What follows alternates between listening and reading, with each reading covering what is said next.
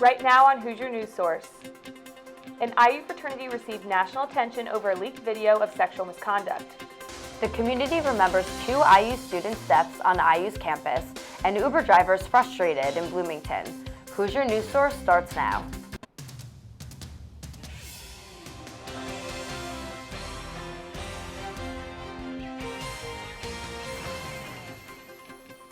Hello and welcome to this week's episode of Hoosier News Source. I'm Marley Goodman. And I'm Kate O'Rourke. IU's fraternity chapter of Alpha Tau Omega was suspended from campus after the release of a sex scandal, all caught on video. The video shows alleged ATO members participating in sexual misconduct with strippers.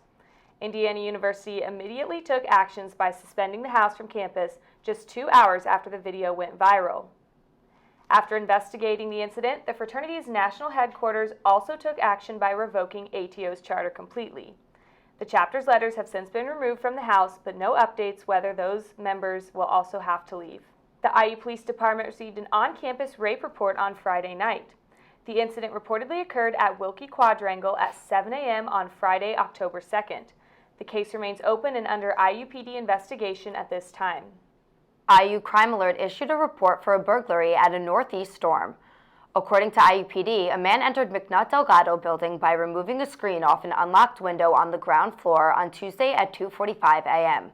The suspect is said to be an 18-year-old white male with a large tattoo on his right shoulder. He was last seen wearing a pair of blue jeans. Students are reminded to keep themselves safe and are encouraged to call the IUPD with any information about this crime. The mystery disappearance and death of IU sophomore Joseph Smedley sparked the conversation of campus safety among students and staff. Hoosier News Source's Sierra Hignite spoke with them to see what they have to say. Since 2000, 4 students have gone missing and later found dead, and in some cases, the students were not found for years or even at all. Students like Jill Bierman, Lauren Spear, and Hannah Wilson. The recent case of Joseph Smedley's death and the rumors surrounding it have raised a reoccurring question among students. Is Bloomington safe? Definitely don't feel as safe, but it wouldn't sway my decision not to tell people to come here. A university staff member and the mother of Jill Bierman was also asked this question. Her answer is surprising. I still look at Bloomington as a great place to be. She feels that becoming a college student brings a certain responsibility that's crucial for students staying safe. I mean, I think in order to be a college student, you've got to have a certain amount of confidence in yourself and in your abilities to handle things and to know what to do. Being alone was a common factor in the disappearances that led to the deaths of these former cases. For example, Lauren Spear was last seen in an alley similar to this before she went missing. But missing students is not something that is exclusive to Indiana University. I do think it's smart for anyone, not just students, but for anyone to be more aware of help that's available and how to get that help if you need it. Social media has become a large help in getting the community involved in solving the cases of these missing people. Information just spreads so much more quickly than it used to. There is still an important factor to staying safe. Never venture alone. With IU NewsNet, I'm Sierra Hignite. IU has taken precautionary measures by posting signs and campaigning throughout campus to remind students that this issue is relevant and to always be cautious. 2 IU students were found dead within days of each other, one in alleged murder-suicide in an off-campus apartment, and the other was found in a lake after being reported missing. Student organizations came together and planned a campus vigil, which hundreds of students and loved ones attended. H&S reporter Tiara Brown has more.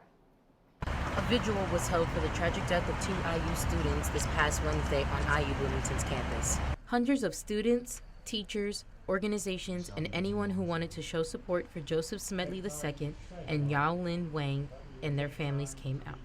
Leaders from various student organizations, such as the Asian Culture Center. We know that they had hopes and dreams and that they were aiming to become people that would be remembered. And the Sigma Pi honor fraternity that Joseph was a part of gave some encouraging words. Accompanied by a smile that shined brighter than his diamond earrings. There was a moment of silence to honor these 2 students and their sudden death. Joseph's family came up to give a few words about him. I've lost a part of me that I'm never going to get back. Kimberly Jenkins was Joseph's advisor for the groups program at IU. I have lots of students. and sometimes it's difficult to try to get to know all of them in a short time frame. But he was definitely one of the ones who stood out. I would say that was probably one of the biggest characteristics with Joe is his ambition. Indiana大学. She was so proud and happy and excited that she was able to get admission into such a wonderful university as Indiana University. That was Yao Lin's father giving a few words with the help of a translator. He announced that he would take the tuition money returned to him and start an endowment fund in his daughter's name at IU so she would never leave. The electronic candles handed out, as well as any candles brought, were raised in memory of Joseph and Yao Lin. The vigil ended with everyone that brought flowers and had candles placing them on the stage and saying their final goodbyes. From Hoosier News Source in Bloomington, I'm Tiara Brown. Foul play was not suspected in Smedley's death, whose death was connected with drowning, according to Monroe County Coroner Nicole Meyer. Bloomington police stated that no one other than Sho was suspected of having any involvement in Wang's case. Coming up, an inside look at a local Uber driver. And how you can participate in homecoming. Stay with us for more.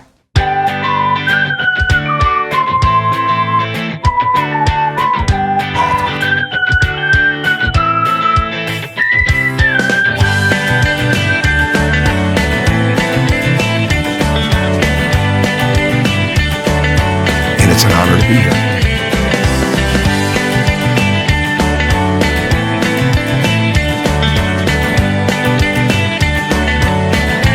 After suffering a season-ending injury in late March,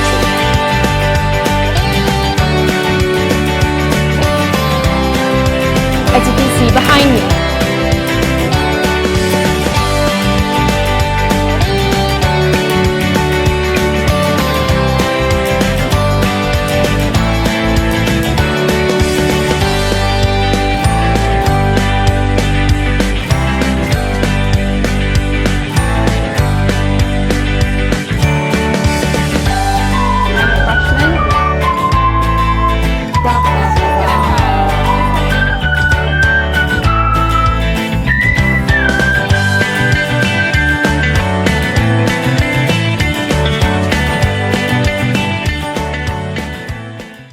Welcome back. Pride and tradition will fill the streets of Bloomington this week when IU alumni and students celebrate homecoming. The Nearly Naked Mile kicks off the event with its annual run through campus on Wednesday.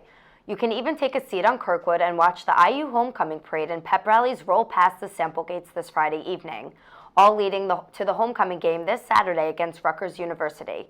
To get tickets to the big game, call 866-IU Sports. Uber has raised in popularity across the country, and it's even widely used at IU. Instead of calling for a taxi, you can use your smartphone to order a ride to or from home. However, the convenience of the application is causing some major issues for its drivers. Hoosier News Source Olivia DeWeese has more.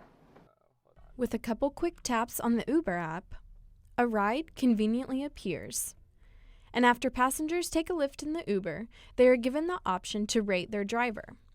Most passengers punch in their star rating out of 5 without much thought. I don't think a rider puts any thought into it. They know that they should rate the driver. It's not something that goes through their head, honestly. Most passengers would be surprised that Uber drivers are required to hold a minimum star rating of 4.7. I think they don't understand the rating system. I think they probably think they're rating Uber as a company and not the driver. And if a driver drops to a lower average rating, they receive a notification warning that they must improve or they will be deactivated. Although low ratings are an issue for all Uber drivers, Bloomington is quickly becoming known as a hub for low ratings in Indiana. Well, the students rate drivers extremely low, so Uber drivers have decided not to drive in Bloomington. They'll drive in Indianapolis and they'll drive at Purdue, because Bloomington passengers rate all drivers low, even when it's a 5-star ride. These drivers are frustrated with the issue, but have some thoughts on possible solutions. Rankin said that if a passenger rates below a 5, they should be required to explain why. And DeBrose said that all passengers should be required to educate themselves before they have access to the app. For Hoosier News Source, I'm Olivia DeWeese. Uber drivers warned that if drivers continue to avoid the Bloomington area, surge rates will keep occurring. This means higher rates for all passengers in the city. I've actually never taken an Uber ride before, but I have the app just in case. I actually have the app as well, but the first time that I did take an Uber, they charged me $200 for my first ride accidentally. It's a steep price to pay for a ride home. Well, that's all we have for you this week on Hoosier News Source. Visit our website for more campus and local news at iustv.com. And like us on Facebook at IUSTV News and follow us on Twitter at HoosierNW Source. And remember to tune in to our live stream broadcast of IUDM on Halloween weekend. From all of us here at IUSTV, thanks for watching and have a great week.